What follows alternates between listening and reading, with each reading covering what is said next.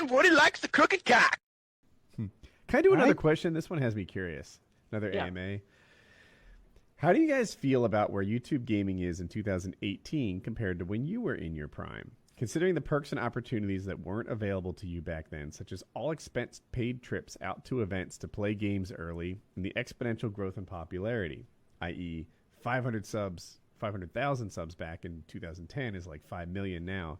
Are you guys regretful your peak in the scene wasn't later, or are you okay with being vanguards of YouTube gaming?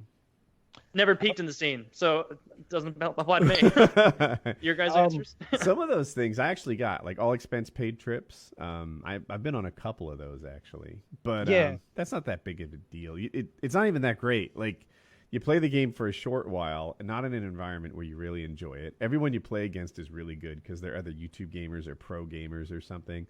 And I always felt pressured like to get a gameplay in an environment against good players. So just didn't love it. But as far as the core of it, like, do I wish I peaked later? I guess later it'd be better, right? You know, because like my peak, at my best, I would routinely come in the mid 60s on YouTube, like 65th for views and 67th for growth that day, which is pretty big. Like nowadays, that would be a person who gets 1 million views every video, and there would be a lot of money for that. So I feel like I'm almost a baseball player in the 80s. Yeah, I did well. Yeah, I did well. Not like today's well. Today's well. This is when you want to be a pro baseball player, not in the 80s. On the other hand, it's also difficult to nail it down though, because it's like that pro baseball player in the 80s. Who knows if he would achieve a comparable level of success today? For sure. Yeah. And also, like, be happy with what I got. You know, like we just talked about how I got drunk on Thursday night, and my next responsibility was Tuesday night. I'm thankful for that. You know, I rolled a 6-sided die and got a 5, and now I'm gonna fuss that it's not a 6. Be happy. So that's kind of where I am on this. Of course, I wish that, you know, I was one of those guys making $400,000 a month, but, you know, I'm in no position to complain. Yeah, it's a good take. And I've always known it too. Like I passed Hutch at one point, right? Hutch might have passed me back. I don't pay close attention, but I didn't think to myself like, oh, the reason I passed Hutch is because I'm so much better. I always knew the reason I passed Hutch because I'm the next gen. And there's a generation after me that will pass me and a generation after them that will pass them. And everybody's achievements and fame and money will be better than the one that the generation before them got. Woody, you'll be happy to know you're still 231,000 subs ahead of Hutch. So by your metric, you're solid. Absolutely. Yeah.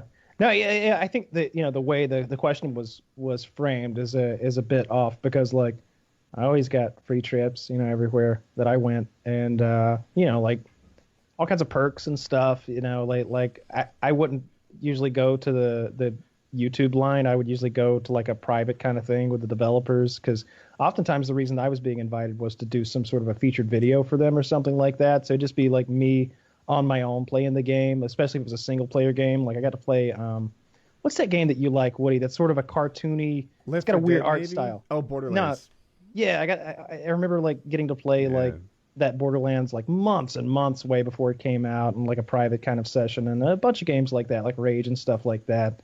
So you know, that's not really the top of the heap, like perk wise or whatever. But yeah, of course, you know, the people are getting paid more and more money. Although I'm not sure, I don't know with the current YouTube situation. I don't know if they're making. It's a weird comparison to draw, but I think the later. I think people are probably getting paid more now than they got paid then, but it really depends on what exactly you're doing. I was doing something kind of different than everybody else, you know. It wasn't really. Did you peak around 9th on YouTube? 9th, yeah. Yeah, I mean, that's really cool. That guy today is like bigger than Jay-Z, right? It's like you know, if you peaked at 9th in 2018, you're like, I don't know, more people know about you than Marvel Universe or something. Like I'm fucking all the blue fox pussy I can get a hold of. It's so big. Ninth in, I don't know, 2013 or something. I'm not sure. Was awesome. Ninth in 2018 is like next level. Like PewDiePie's not ninth. Ninth in 2017 is a guy named Whindersson Nunez, I guess. 17.7 million. A Brazilian guy. So yeah, that's so much bigger than back then. Yeah, it's crazy. Yeah, it's. Anyway. Well, according to this Business Insider article, it is true, Chiz. It doesn't. And they wouldn't lie. But yeah, I definitely see what you're talking about. But yeah, I don't know. You'd be happy with what you got. Be happy with what you still have. You know, like no regrets over here. I've always enjoyed myself to the fullest, one way or another. I hear you. I was talking to Joe Lozine years ago, and he was basically what he said. I thought it was really interesting. He's like, with what I have, this is Joe talking. He made the absolute most out of his opportunities, right? Joe at one time was a fight or two away from the championship, but he never got a championship fight. He never was the champion, but he had a UFC career, has a UFC career better than 95% of the people that have entered the organization, 99%. I don't know, some really big number.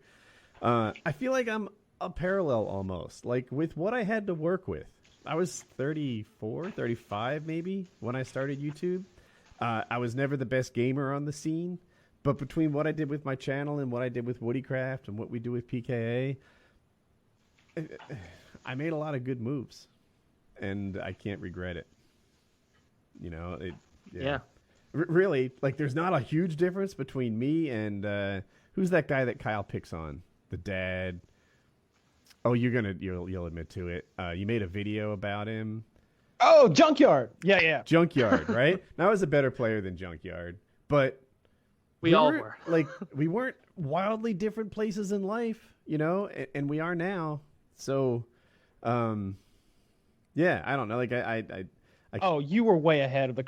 Look, I feel you have always been 3 levels ahead of Mr. Junkyard. I'll just leave it at that, because going much further delves into the levels of cruelty, which is not what I never try to go to the level of cruelty with my silliness. We made a funny video montage of him raging, right?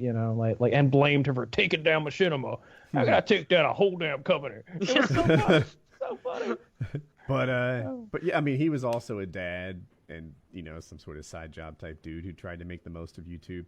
Anyway, I'm pretty lucky, I think. It couldn't have gone much better. Yeah. Mr. Fortune 500 senior software architect over here is like, we were about the same level. Get out of here. Get out of here. I think he sold cowboy boots or like Western clothing on eBay. I think that was his other business. But I don't know, he may have been more. That's kind of like being a sysadmin, right? Yeah, same thing, right?